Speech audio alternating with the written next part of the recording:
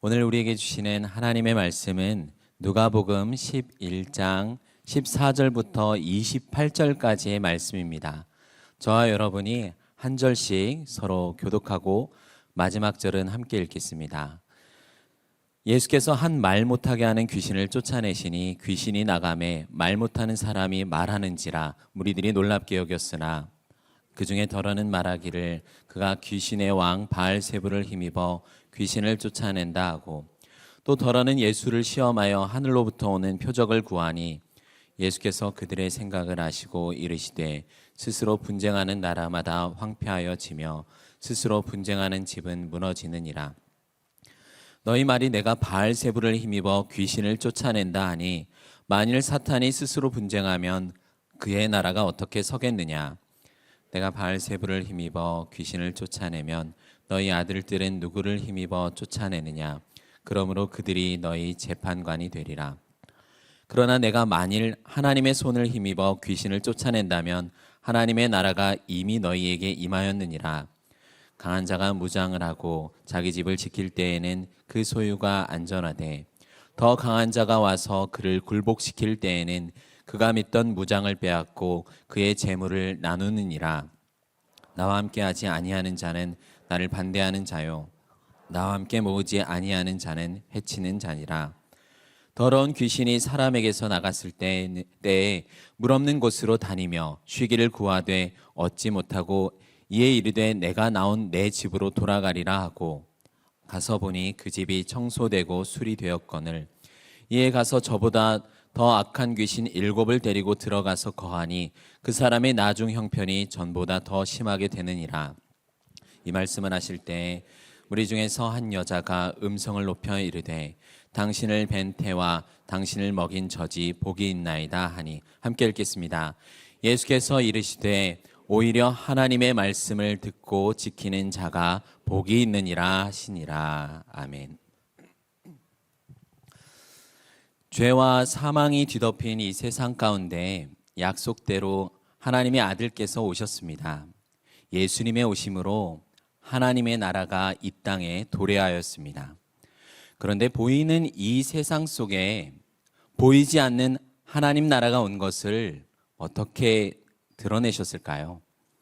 하나님 나라의 이 실제를 보여주시기 위해 하나님께서는 예수님에게 성령과 능력을 기름 붓듯 행하셨습니다. 그리고 주께서 다니시는 모든 사역의 현장마다 이 성령의 능력으로 귀신들이 떠나가고 질병이 고쳐지며 죽음이 정복되는 기적들이 무수히 나타났습니다. 아주 제한된 시간에 엄청난 기적들이 폭발하였습니다. 하나님 나라의 기초를 쌓을 때는 그 현실이 드러나야 했기 때문입니다. 예수님의 말씀 한마디면 귀신들이 무력하게 쫓겨났습니다. 예수님께서 오늘 한 말 못하게 하는 귀신을 쫓아내시니 귀신이 나가고 말 못하는 사람이 말하게 되었습니다. 이것을 본 무리들은 매우 놀랍게 되었습니다. 오늘 사건은 새 복음서에서 모두 보도하는데요. 우리 구주께서 행하신 이적을 보고서 마태복음에서는 무리가 다 놀라 이르되 이는 다윗의 자손이 아니냐라고 했습니다. 사람들은 예수님에게 마음이 점점 열려가고 있었고 예수님이 과연 누구신지 이해하려고 애썼습니다. 그러자 이때 무리 중에 두 부류의 다른 반응들이 나타났습니다. 15절, 16절을 함께 읽겠습니다. 그 중에 더러는 말하기를 그가 귀신의 왕 바알세불을 힘입어 귀신을 쫓아낸다 하고 또 더러는 예수를 시험하여 하늘로부터 오는 표적을 구하니. 첫 번째 부류의 사람들은 예수님께서 귀신의 왕 바알세불을 힘입어 귀신을 지금 쫓아낸다라고 말하였습니다. 아마도 이들은 평소 예수님에 대해 적대감을 가지고 있던 자들이지 않나 짐작할 수 있어요. 분명히 이들은 악한 영들의 공격과 지배에 일반 사람들은 속수무책일 수밖에 없는데 이들과 다르게 예수님은 지금 귀신을 말씀 한마디면 굴복시키시고 나가게 하는 놀라운 권세를 분명히 목격했습니다. 보통 이스라엘에서는 난치병이 고침받거나 귀신이 쫓겨나는 이 기적을 행하는 사람은 하나님의 사람이라고 여겼습니다. 그런데 예수님을 미워하는 유대 당국 지도자들은 그가 사탄의 능력으로 이 일을 지금 행한다라고 말하고 있습니다. 바리새인과 서기관들은 그가 하나님의 아들이심은 물론 하나님의 선지자라는 사실조차 부정하고 있는 것이에요. 여기서 한 걸음 더 나아가 그리스도께서 성령님이 아니라 사탄의 권세로 이 일을 행한다라고 주장했습니다. 오히려 이것이야말로 사람이 상상할 수 있는 가장 높은 수준의 신성모독입니다. 한편 이러한 신성모독의 배후가 누구일까요? 바로 사탄일 것입니다. 마귀는 아주 영악하기 때문에 어떻게 해야 이 세상에서 자기 나라를 유지할 수 있는지 아주 잘 알고 있었어요. 사람들은 지금 예수님이 귀신 들렸다라고 주장하지만 정작 귀신의 왕에 의해 좌지우지되고 있는 것은 그들 자신이었습니다. 귀신 들려 말 못하는 사람은 예수님에 의해서 고침받고 나아졌지만 정작 진리를 알지 못하고 거짓을 말하는 이들이야말로 말 못하는 사람들입니다. 두 번째 부류의 사람들은 예수님을 시험하여 요구하되 하늘로부터 오는 표적을 보이라고 하였습니다. 그리스도께서 오직 하나님만이 하실 수 있으신 일을 하셨다는 것을 지금 사람들로 하여금 믿지 못하게 하려고 방해하고 있는 것이에요. 그래서 이제 예수님께서는 오늘 본문을 통해서 짧은 예화를 소개하십니다. 분쟁하는 집과 나라에 대한 이야기를 드셨어요. 스스로 분쟁하는 집은 무너지느니라, 이 말을 원어대로 직역하면 집 위에 집이 떨어진다라는 말입니다. 이 멸망의 묘사를 매우 실감나게 보여주고 있죠. 세상 나라나 동네나 집이나 내분을 일으킨다면 결국은 멸망할 수밖에 없습니다. 이스라엘 역사도 그랬어요. 이스라엘 왕국이 둘로 나뉘어지자 혼란이 벌어지고 이내 멸망이 뒤따랐습니다. 예수님은 오늘 본문 18절에서 20절까지 만일이라고 시작되는 세 가지를 말씀하셨어요. 18절에서 첫째, 만일 사탄이 자기 자신을 거스르는 일을 하면서 사탄 자신의 나라를 어떻게 세울 수 있겠느냐라는 것입니다.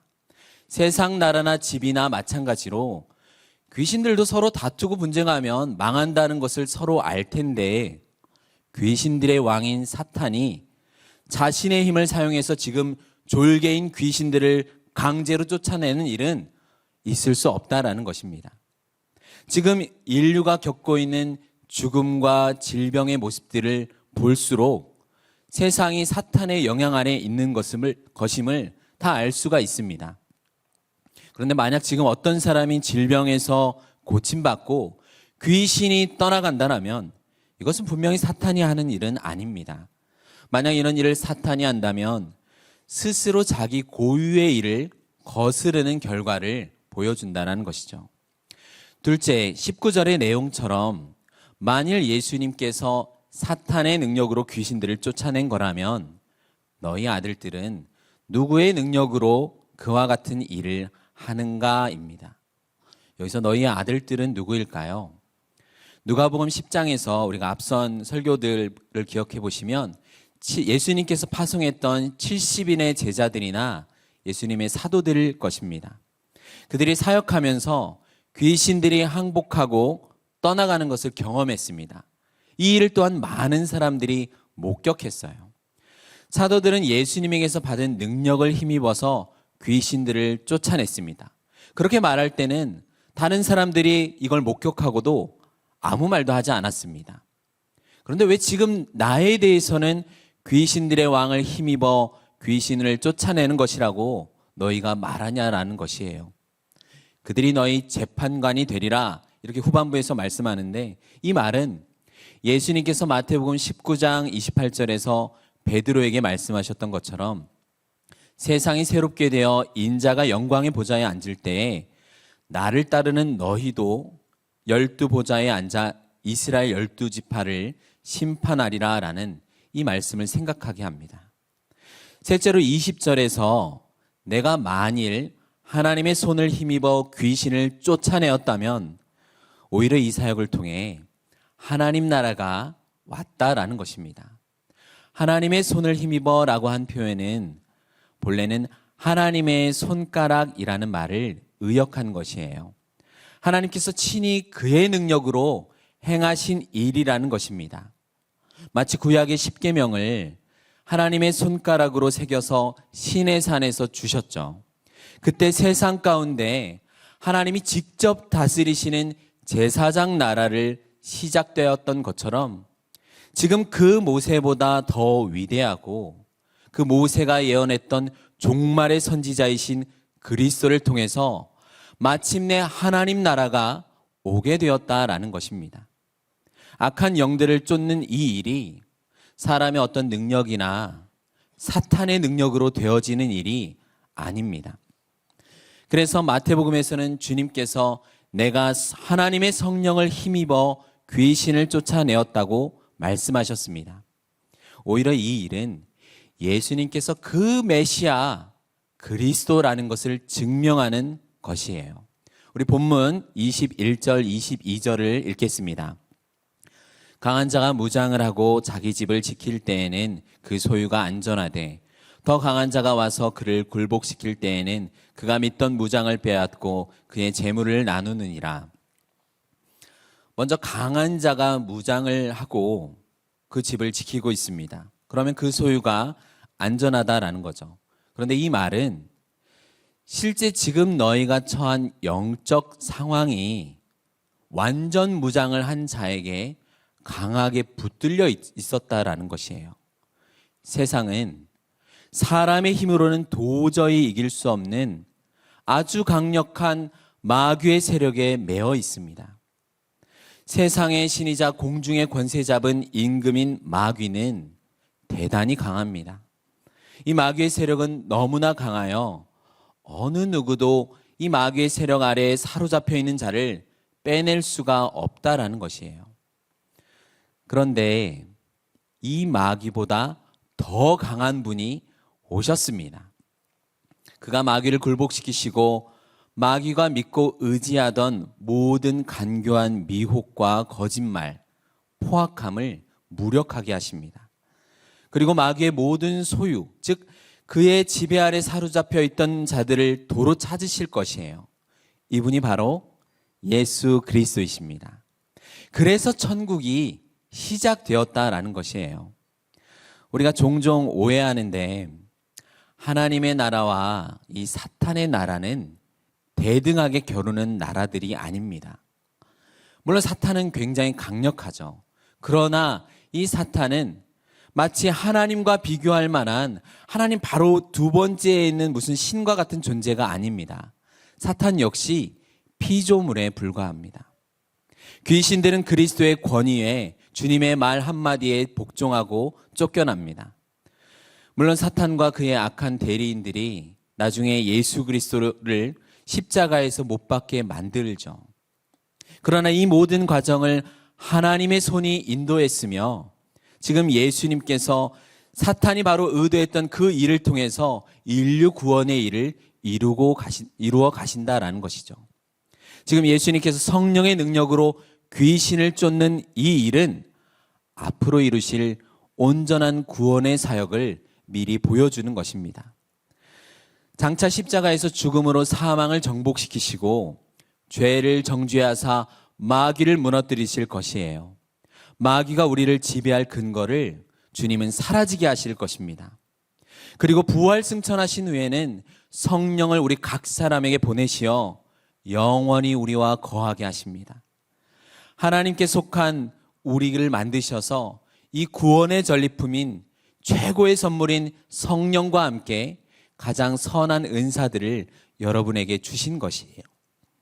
예수님께서는 지금 하늘로부터 오는 표적을 구하는 자들에게 두 번째 부류의 이 사람들에게 분명하게 답변을 하고 계신 것입니다. 내가 성령으로 귀신을 내쫓는 이것이 바로 하늘로부터 오는 표적이다라는 것이죠. 23절부터 26절까지 함께 읽겠습니다. 나와 함께 하지 아니하는 자는 나를 반대하는 자요 나와 함께 모으지 아니하는 자는 해치는 자니라. 더러운 귀신이 사람에게서 나갔을 때 물 없는 곳으로 다니며 쉬기를 구하되 얻지 못하고 이에 이르되 내가 나온 내 집으로 돌아가리라 하고 가서 보니 그 집이 청소되고 수리되었거늘 이에 가서 저보다 더 악한 귀신 7을 데리고 들어가서 거하니 그 사람의 나중 형편이 전보다 더 심하게 되느니라. 예수님께서 성령으로 역사하는 분이심을 알고 믿는 것이 얼마나 중요합니까? 그렇게 그리스도를 이런 분으로 믿고 영접하지 않는 자, 주님을 믿고 따르지 않는 자는 모두 대적자요, 회방자라는 것입니다.